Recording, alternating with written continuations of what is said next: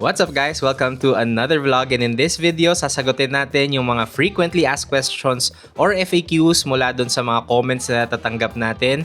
And majority of those will be coming from our online community, yung Taiwan DIY Travel for Pinoys. So if you're not yet part of it, make sure mag-join na din kayo kasi doon natin din sinasagot yung mga questions na to, and doon din tayo kumukuha ng references on anong klaseng mga types of content yung gagawin natin in the future. So ngayon, sasagutin lang natin yung mga usual. Actually, nag-post ako to ask people about ano yung mga questions nila na hindi pa nasasagot so far ng mga content natin. So ito yung a few of those. Yung iba actually nagawa na kasi natin ng content, so binibigay ko na lang yung link. But ito, just a few questions. The first set is about traveling with kids. So traveling with a toddler, kung free daw ba sa mga transpo, sa mga activities, etc. So first sagutin natin is kung libre ba ang mga bata sa transportation sa Taiwan. Short answer is yes, but at a certain age and a certain height limit. So kapag ang bata ay 0 to 5 years old, sa mga transportation sa buong Taiwan, libre pa sila. That includes the Taipei MRT, that includes mga TRA, even Maokong Gondola guys, libre ang bata kapag 0 to 5 years old, and at the same time below 115 cm ang height. So just in case lumag pa sa 115 cm yung height ng bata, you might need to bring some proof of age nung bata. Most likely yung passport naman would do, para lang just in case, alam mo yun, magkaroon ng issue. So kapag yung bata is 6 to 12 years old na, dapat kasi talaga discounted yan. However, it doesn't apply to tourists kasi required na Taiwan ID or school ID yung ipe-present to get discounted na mga Easy Card. So kung foreigner ka at Easy Card yung gagamitin nyo, technically yung bata kahit 6 to 12 years old pa lang siya, adult fare na yung babayaran niya. And children, 13 and above, adult fare na din. So, kahit sa mga Maokong Gondola, etc., regular fare na yung kailangan nilang bayaran. However, merong workaround dyan. Kasi while yung Easy Card, hindi makaka-discount yung bata, meaning adult fare yung babayaran niya, yung Taipei Fun Pass medyo recently launched a children's version, tapos discounted siya.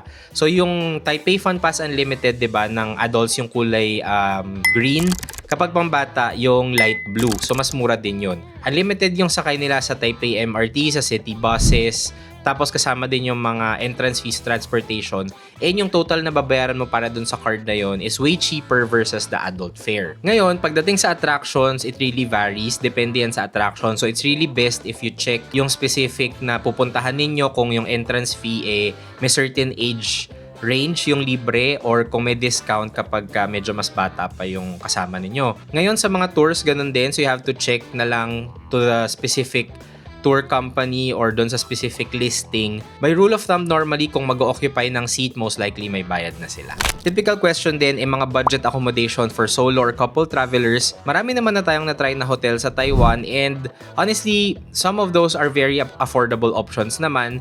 Pero kung talagang on a tight budget, meron ding options for hostels. So for example, recently we tried Meander 1948 at saka Meander Taipei. Both are hostels, but we stayed in private rooms. Pero kung i-check ko yung facilities of these hostels, actually magaganda naman sila.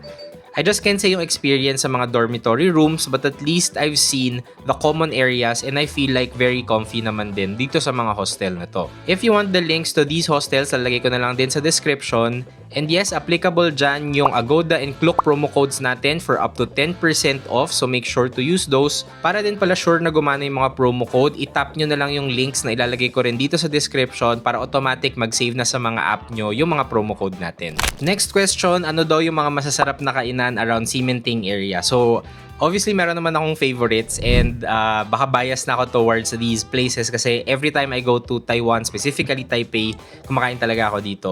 One of which is Lao Shandong noodles kasi sobrang gusto ko talaga yung noodle texture at saka yung broth nila ng beef noodle soup. And dahil mahilig ako sa donut, so gustong-gusto ko rin yung crispy milk donuts close to Ximending. And para sa mga mahilig sa milk tea, although ito hindi naman talaga milk tea, it's more of boba milk siya, yung Sing Futang, syempre you can't miss that, nasa gitna lang siya ng Ximending. Honestly, pag nasa Taiwan kasi ma-explore din ako sa food, so when I go to night markets, wala naman akong specific stall na hinahanap. It's more of yung type of food or type of dish. Kapag sa night market, favorite ko yung peanut ice cream with cilantro para medyo kakaiba yung flavor.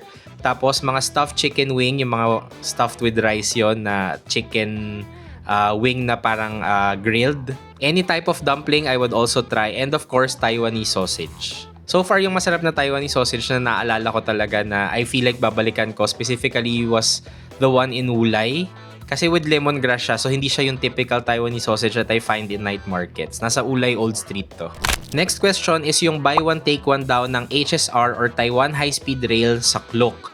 So guys, kapag ang ibubook nyo na train tickets ay Taipei going to anywhere else in Taiwan, any station ng THSR, usually merong offer ng buy one take one.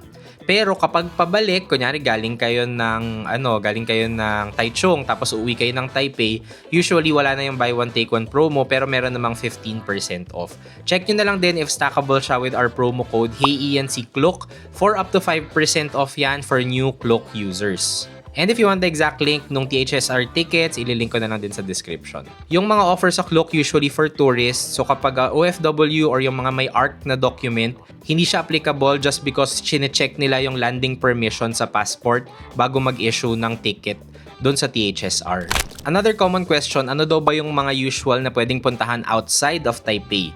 While madaming pwedeng puntahan within Taipei pa lang, I would say 5-6 days won't be enough. Maraming pwedeng puntahan outside the city tulad ng very famous na Taiwan North Coast. Ito yung area ng Yelyu Geopark, Shifen Old Street, Jofen Old Street, and more. Pwede nyo siyang i-DIY and covered yung mga transportation niyan and even entrance fees doon sa Taipei Fun Pass Unlimited. And yes, merong children's version niya na mas mura para sa mga bata na 6 to 12 years old. Pero kung ayaw nyo ng ma-hassle, of course, meron namang mga day tour na available sa Klook, or kung gusto nyo ng mga private transfers or private van, meron din naman, or mga private tour, meron din. I will personally try a few pagbalik ko ng Taiwan this month para makapag-recommend ako ng medyo confident ako na na-try ko talaga myself. Doable din puntahan yung the likes of Ulay, Chilong, Taichung with the HSR, madali din. Alishan, medyo malayo, it will take 5 hours pero doable kung doable. Nanto with Sun Moon Lake and Formosan, kaya din naman. If may questions kayo about Taiwan budget, ano yung mga requirements, or even a sample itinerary, you can always check all our videos on YouTube, on TikTok, and even on Instagram and Facebook. Plus, meron na rin tayong blog with all the detailed itineraries and guides. heyenc.net, ililink ko na lang din sa description. Make sure to check that one out kasi kompleto talaga doon, guys. By the way, make sure you're part of our FB group, Taiwan DIY Travel for Pinoys, para sa mga exclusive content, templates, promos, and more. Ililink ko na lang din sa description. And that's it for now. Hope this helps. More travel soon!